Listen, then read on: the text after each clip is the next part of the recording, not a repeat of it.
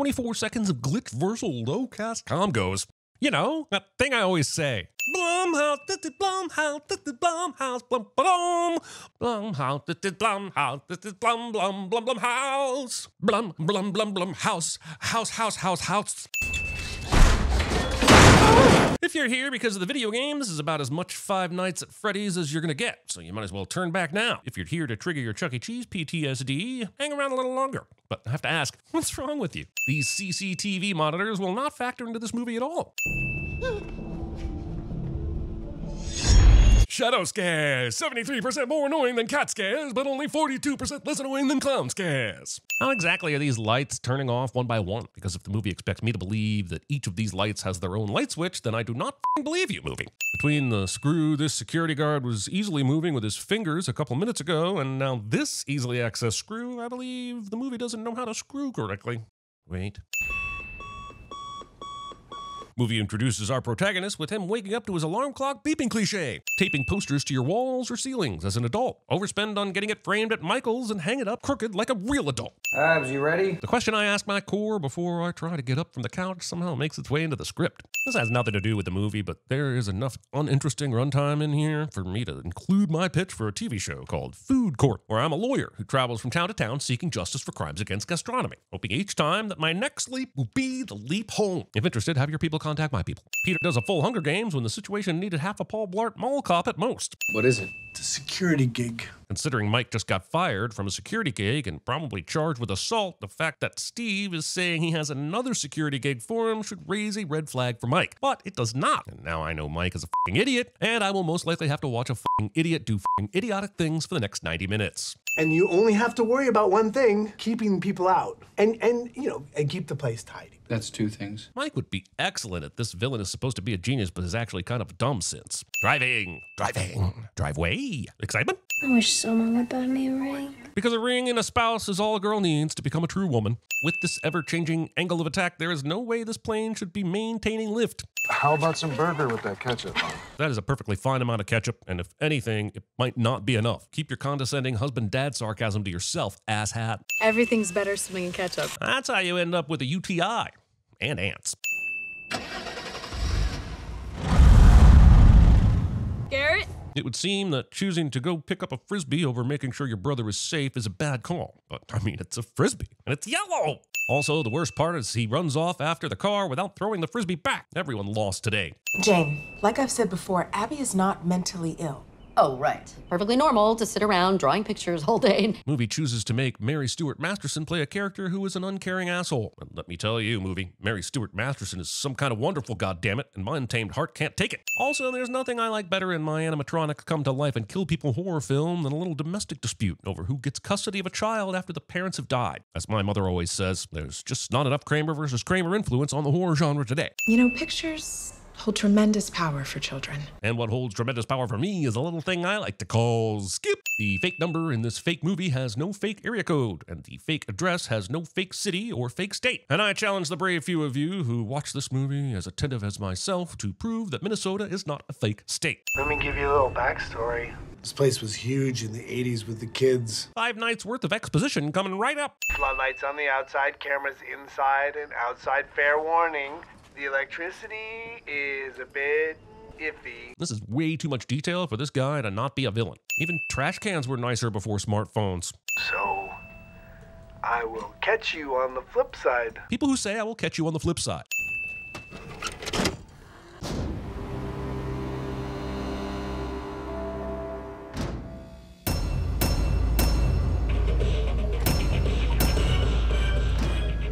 This unnecessarily tight grouping of flair. The genius who created Fazbear Entertainment opened Freddy Fazbear's Pizzeria to indulge in his 2 greatest passions. Is one of them keeping his name a secret to protect the final act villain reveal? Family-friendly fun and cutting-edge animatronic technology. The supposed genius said this out loud and did not immediately end up on a list. Very informative. Welcome to Freddy Fazbear's Nightmare. If you're watching this video, it means you've been selected For a moon spanking. All right. Locker scares, 82% more annoying than bookcase scares, but only 31% less annoying than end table scares. There are still salt and pepper shakers that appear full sitting on at least one of the tables, and a couple of scattered birthday hats. Feels less like this place closed down and more like everyone disappeared left behind style. We are not eating. Then a diner is a super fucking odd choice to schedule a meetup. Also, this whole aunt asshole hires a few delinquents to get dirt on Mike so she can get custody of her niece is a little more convoluted than the story needed to be just to throw in a few more Freddy Fazbear victims. Give me the vest. No. Give me the vest now. Siblings.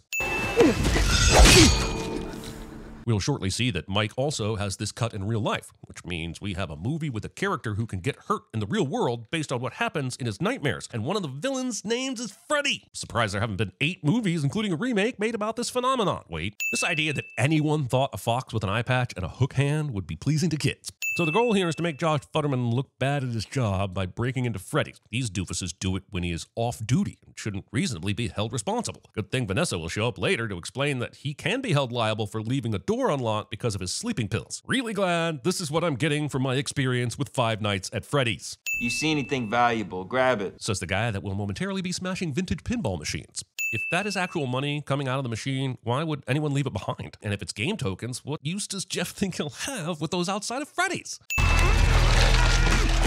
Movie takes 41 minutes and change to finally Five Nights at Freddy's. So Bonnie somehow knew to get into this closet and that Hank would eventually show up and trap himself in there with her. Animatronics coming to life and killing people is one thing, but you expect me to believe they're also psychic? That's taking things just a little too far, guys. Follow me. Following kids that aren't yours. You know, none of us are against watching smart people make smart decisions in horror movies. I'm just saying, give it a shot one of these days. Quit expecting us to enjoy people being this goddamn stupid. This is such a terrible spot to hide anything that you don't want to be found. It's almost like the filmmakers wanted us to be like, oh no, when she found it. I refuse to be emotionally manipulated by this. Newsflash, if you're too whacked out to remember to lock a friggin' door, accident or not, you're liable. People who say friggin'. Also, why would the door the thieves came in through be unlocked? Mike has never entered or exited that way the entire movie. You and Abby, you still have each other. This feels like it's a great time to remind everyone this is a movie about discount Chuck E. Cheese animatronics that come to life and kill people. Throwing sleeping pills into the water supply is a good way to get all the animals in the area all f***ed up. It's like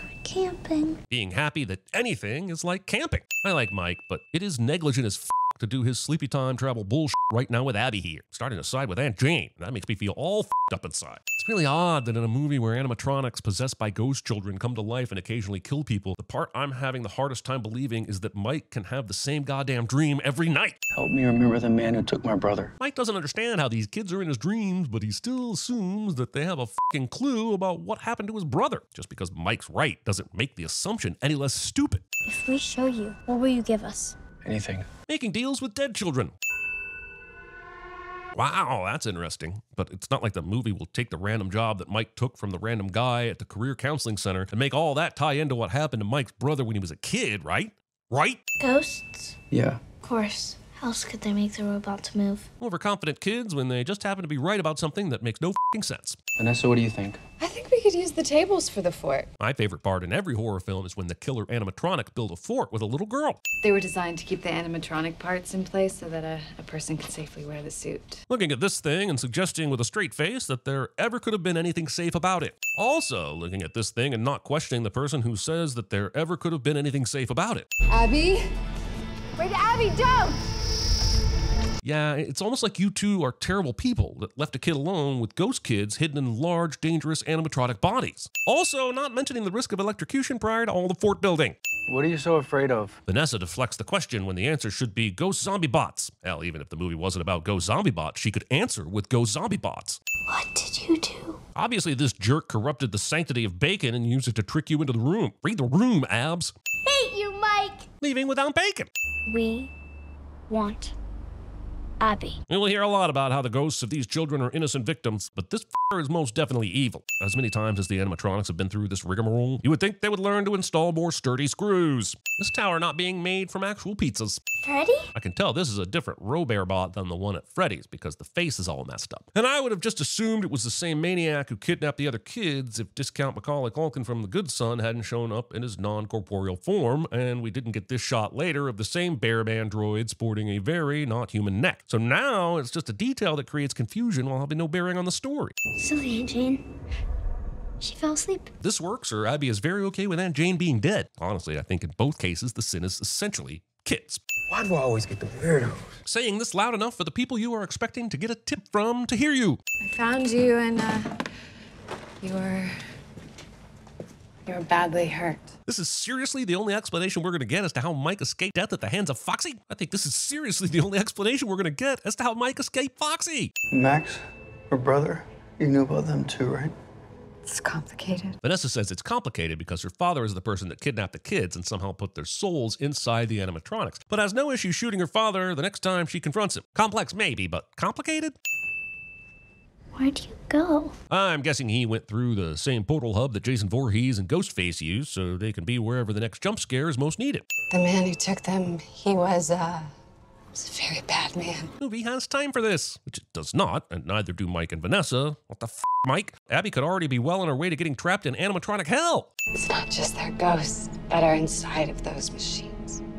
It's their bodies. Maybe the cops wouldn't think to check the animatronics initially, but the smell of rotting corpses should have led them here. He influences them somehow. So the villain yet to be named, but who is definitely Matthew Lillard, killed some kids and put their bodies in animatronic robots. And then those kids turned into ghosts that can inhabit your dreams, and Matthew Lillard said, "Oh, cool, I can work with this." And somehow he devised a way to get those ghost androids to do his bidding. What the absolute f is going on right now? But it's too late now. He knows that you're looking for him. Too late? This cop character is telling Mike that there is nothing anyone can do about serial killers. Her father may be behind this, but she could still call it in, or put out an APB, or hell, just give Mike her gun. All I'm asking is that she do something here to earn the redemptive arc the movie thinks she deserves after being an accomplice to multiple kidnappings, murders, and ghostifications. Why are Freddy and his crew still going with the "we're just an animatronic band" cliche? Abby knows what's up. These dumb f***ing robot kid ghosts don't notice this. Run! Hide! Abby, go! Sure, self-sacrifice is noble, but there are no other threats around you right now. Maybe she could also hand you the taser, so you can stun the cupcake and continue protecting her. Just a thought. First I killed your brother. Now I kill you. Symmetry, my friend. Don't threaten me with math, asshole. Also, they could have accomplished that with one Night at Freddy's, so I have no idea what's going through the mind of this SLC punk. All Scooby-Doo bullshit aside, we now know the whole reason Mike got the job at Freddy's is because serial killer here was masquerading as a career counselor and realized that years ago he had in fact kidnapped and killed Mike's little brother. And when serendipity came knocking, he figured it best to give Mike a job guarding his abandoned building inhabited by robo-ghosts so that he could... Wait, what the f*** was this guy's plan? Also, the movie casts Matthew Lillard as a surprise killer in the final act, but does not contain a scene where he says, "I'll be right back." You had one job. One. Keep him in the dark and kill him if he got too close. That's 2 jobs. Very important callbacks to lines we barely remember from the beginning of the movie. What have you done? I'm glad you're confused too, because I have no idea what is going on now. So Abby used her artwork to communicate with the ghost children that Steve William Yellow Rabbit guy was the one who killed them before, because apparently they don't remember anything unless it is documented in crayon. Why is this more effective than just having conversations with them like she was before? And now for some reason they are able to control this guy's suit. Are these things networked? Is it ghost powers? Was Skynet started by ghosts? I always come back. This can't mean anything beyond threatening us with a sequel unless these suits automatically turn you into a ghost. And if that were true, I'm certain this movie would have made that clear. So it didn't just end up with Easter egg on its face. Building just starts self-destructing. Like this is goddamn Raiders of the Lost Ark. Steve is still alive after having a metal spring lock tear into his insides. Also, despite a valiant attempt, this is still not the weirdest entry in the Saw franchise. Tastes like ketchup-flavored cardboard. This doesn't look like the Earth I remember. If this is your first night at Fight Club, you have to fight. I am just trying to figure out who you are, Mr. Michael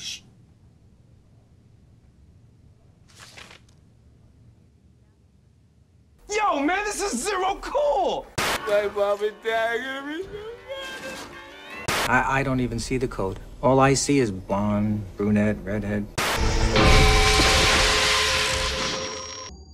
What happened? Rock and roll!